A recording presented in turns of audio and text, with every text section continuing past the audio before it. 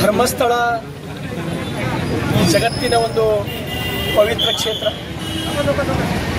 ಈ ರಾಜ್ಯದ ಅನೇಕ ಕೋಟಿ ಜನರು, ಈ ದೇಶದ ಕೋಟ್ಯಾಂತರ ಜನರು ಧರ್ಮಸ್ಥಳದ ಮಂಜುನಾಥನ ಭಕ್ತರು.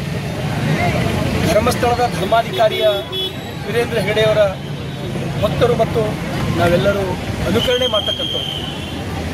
ಇವತ್ತು ಅನೇಕ ದಿನಗಳಿಂದ ಕಾಂಗ್ರೆಸ್ಸಿನ ಷಡ್ಯಂತ್ರದ ಪ್ರಯುಕ್ತ ಇವತ್ತು ಎಷ್ಟೋ ದುಷ್ಟಶಕ್ತಿಗಳು ಆ ಧರ್ಮಸ್ಥಳದ ಹೆಸರಿಗೆ ಕಳಂಕ ತರ್ತಕ್ಕಂಥ ಕೆಲಸ ಮಾಡಿದ್ದು ಈ ರಾಜ್ಯದ ಜನರಿಗೆ ಗೊತ್ತಿರ್ತಕ್ಕಂಥ ವಿಚಾರ.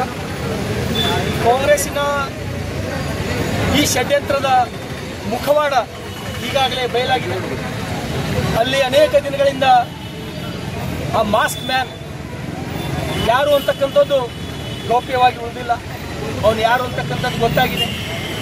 ನನಗೆ ಯಾರೋ ದುಡ್ಡು ಕೊಟ್ಟರು, ನಾನು ಹೊಟ್ಟೆಪಾಡಿಗಾಗಿ ಈ ಕೆಲಸ ಮಾಡಿದೆ ಅಂತೇಳಿ ಹೇಳಿದಾಗ ಬಹುತೇಕ ಕಾಂಗ್ರೆಸ್ಸಿಗೆ ಇದೊಂದು ಮುಖಭಂಗ.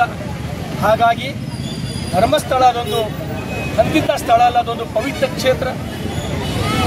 ಅಲ್ಲಿ ಸುಮಾರು ಪ್ರತಿದಿನ 16,000 ಜನ, ಲಕ್ಷಾಂತರ ಜನ ಪ್ರಸಾದ ಮಾಡ್ತಕ್ಕಂಥ ಸ್ಥಳ ಧರ್ಮಸ್ಥಳ.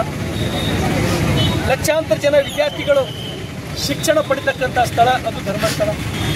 ಅದೆಷ್ಟೋ ಜನರಿಗೆ, ರೋಗಿಗಳಿಗೆ ಗುಣಮುಖರನ್ನಾಗಿ ಮಾಡ್ತಕ್ಕಂಥ ಸ್ಥಳ ಧರ್ಮಸ್ಥಳ.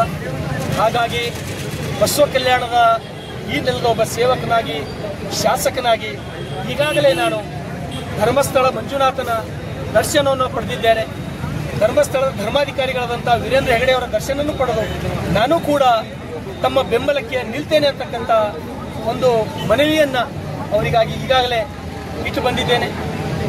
ಬರ್ತಕ್ಕಂಥ 1ನೇ ತಾರೀಕಿಗೆ ರಾಜ್ಯದ ಅಧ್ಯಕ್ಷರು ಕರೆ ಕೊಟ್ಟ ಹಿನ್ನೆಲೆಯಲ್ಲಿ ಸುಮಾರು 1 ಲಕ್ಷ ಜನ ಧರ್ಮಸ್ಥಳದಲ್ಲಿ ಸೇರಿಸಿ ಧರ್ಮಸಭೆ ಮಾಡುವ ಮುಖಾಂತರ ಆ ಧರ್ಮಸ್ಥಳದ ಸುಕ್ಷೇತ್ರವನ್ನು ಏನು ಕಾಂಗ್ರೆಸ್ಸಿನ ಷಡ್ಯಂತ್ರದಿಂದ ಮಸಿ ಬೆಳೀತಕ್ಕಂಥ ಕೆಲಸ ಮಾಡಬೇಕಂತಿದ್ರು.